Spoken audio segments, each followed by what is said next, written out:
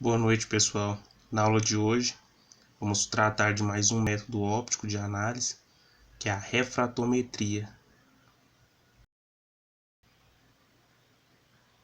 O ponto principal da análise de refratometria é que ela atua sobre o princípio da refração, a refração da luz.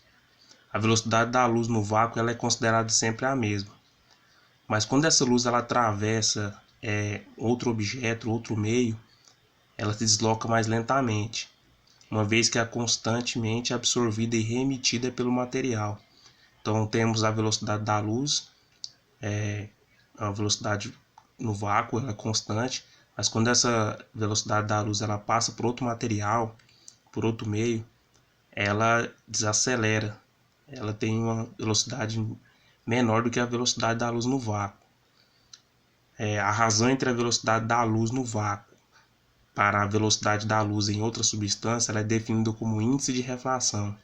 Então, o índice de refração é a propriedade física básica para o cálculo e a análise de refratometria. A refratometria ela se baseia no método óptico, em que a luz penetra num líquido. Quando ela penetra nesse líquido, ela muda de direção. Isso é o que chamamos de refração.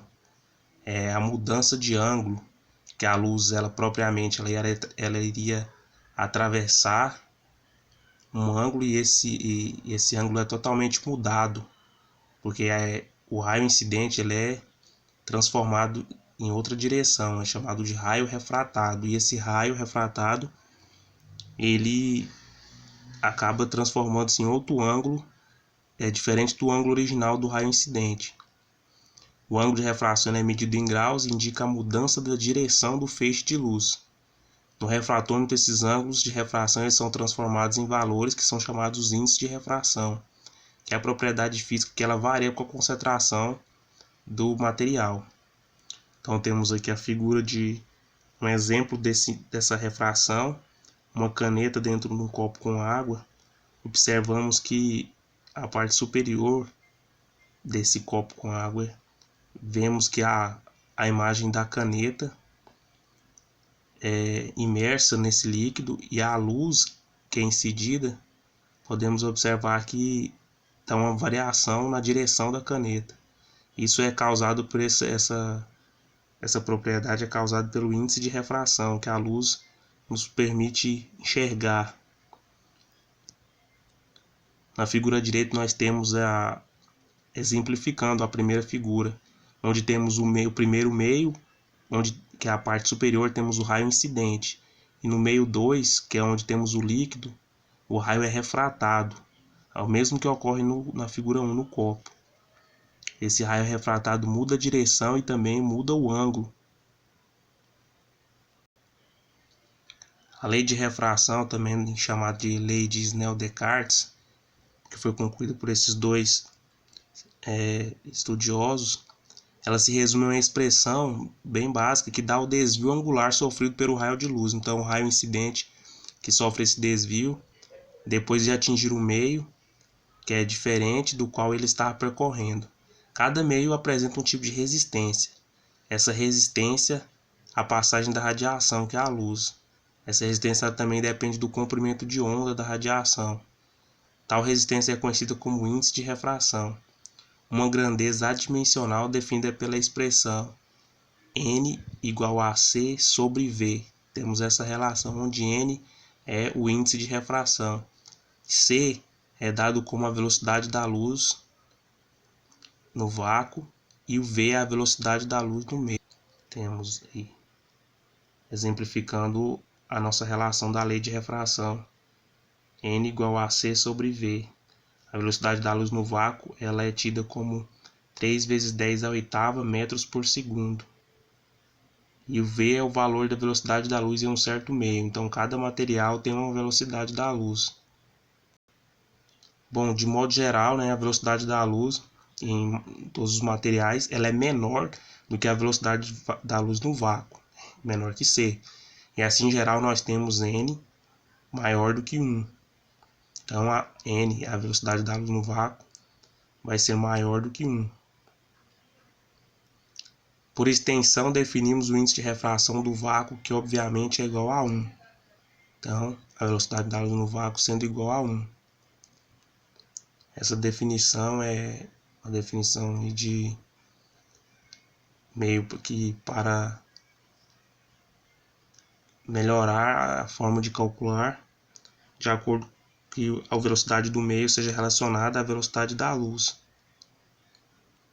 Então, por convenção, temos a velocidade da luz no vácuo sendo igual a 1. Temos aqui um exemplo do exercício em que uma determinada amostra de um líquido, esse líquido transparente, a luz atravessa esse líquido em um refratômetro e a velocidade da luz nesse meio, nesse líquido, é de 1,7 vezes 10 a oitava metros por segundo. Consideramos a luz no vácuo, sendo de 3 vezes 10 a oitava. O exercício pede para que calculamos o valor do índice de refração da amostra nesse líquido. Então usamos a fórmula da lei de refração, que é igual a N é igual a C sobre V. Então N, que é o índice de refração, temos a velocidade da luz 3 vezes 10 a oitava no vácuo, sobre a velocidade da luz nesse líquido de 1,7 vezes 10 a oitava. Nosso índice de refração vai ser 1,76 ND, a unidade do índice de refração. Outra aplicação importante na refratometria, ela é muito utilizada na indústria de alimentos, na indústria de sucos, de frutas. Então nós temos a escala Brix. A escala Brix é uma escala numérica que mede a quantidade de sólidos solúveis em uma solução de sacarose.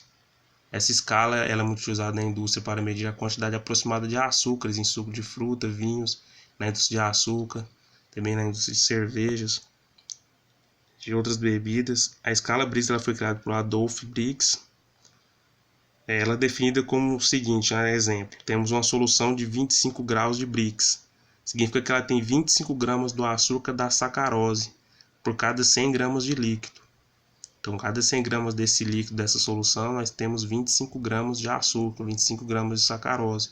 Então, ela é dada um grau Brix de 25. Ou para colocar de outra maneira, 25 gramas do açúcar de sacarose e 75% gramas são água nessa solução, em cada 100 gramas. O instrumento usado para medir essa concentração de soluções aquosas é o refratômetro. Aqui nós temos exemplos de refratômetros. Primeiro temos refratômetros portáteis, que ele funciona como uma espécie de binóculo. Ele possui no seu interior uma escala de Brix, aí essa escala mede os graus. A solução é colocada no interior dele. Tem a entrada ocular, para que possamos posicionar o olho e visualizar essa medição que ele tem no seu interior. Temos um refratômetro de bancada e temos um refratômetro mais moderno, que é o refratômetro digital de bancada. Ele possui uma abertura, que é onde colocado a solução e depois analisada, e no display é dadas informações. A vantagem da refratometria é que você precisa de apenas poucas gotas da solução para fazer a análise. Não é necessário uma grande quantidade de amostra.